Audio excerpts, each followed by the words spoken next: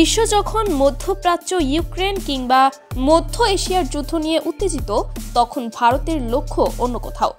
পূর্ব এশিয়ার এমন এক অঞ্চলে যেখানে রাজনৈতিক ও সামরিক উত্তেজনা চরমে। সেই অঞ্চলে ভারতের সাম্প্রতিক এক চমকপ্রদ পদক্ষেপ বিশ্ব কূটনীতির আলোচনায় নতুন মাত্রা যোগ করেছে। উত্তর কোরিয়ায় ভারত তাদের দূতাবাস পুনরায় চালু করেছে। তবে কেন এমন একটি দেশে ভারতের কূটনৈতিক পদক্ষেপ যেখানে আন্তর্জাতিক নিষেধাজ্ঞা ও উত্তেজনা প্রতিনিয়ত বিরাজমান? 2021 সালের জুলাই মাসে ভারত কোভিড-19 মহামারীকে অজুহাত হিসেবে দেখিয়ে উত্তর কোরিয়ায় তাদের দূতাবাস বন্ধ করে। কূটনৈতিক দল ফিরিয়ে আনা হয়, তবে এর পরের কয়েক বছর পিয়ংইয়ংয়ে ভারত কোনো সক্রিয় পদক্ষেপ নেয়নি। কিন্তু হঠাৎ করেই ভারত সিদ্ধান্ত নেয় দূতাবাস আবার চালু করতে হবে।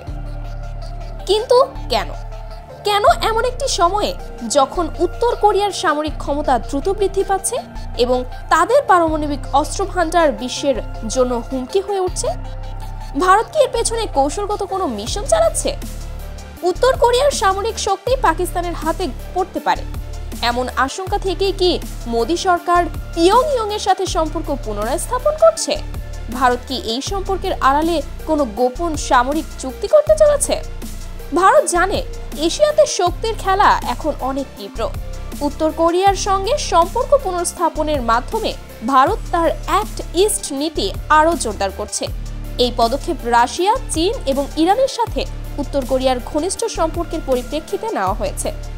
উত্তর কোরিয়ার সঙ্গে সম্পর্ক স্থাপন করে ভারত এশিয়ার ভূ রাজনৈতিক খেলায় একটি নতুন মোড় আনতে চলেছে। এটি কি শুধুই কূটনৈতিক সম্পর্ক, নাকি এর পেছনে রয়েছে আরও গভীর কোনো রহস্য?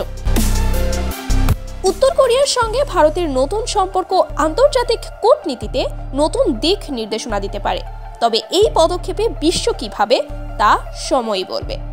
উত্তর কোরিয়ায় ভারতের পদক্ষেপ কি কৌশলগত সম্পর্কের ইঙ্গিত, নাকি এটি একটি বৃহত্তর ভূ রাজনৈতিক গেমের অংশ?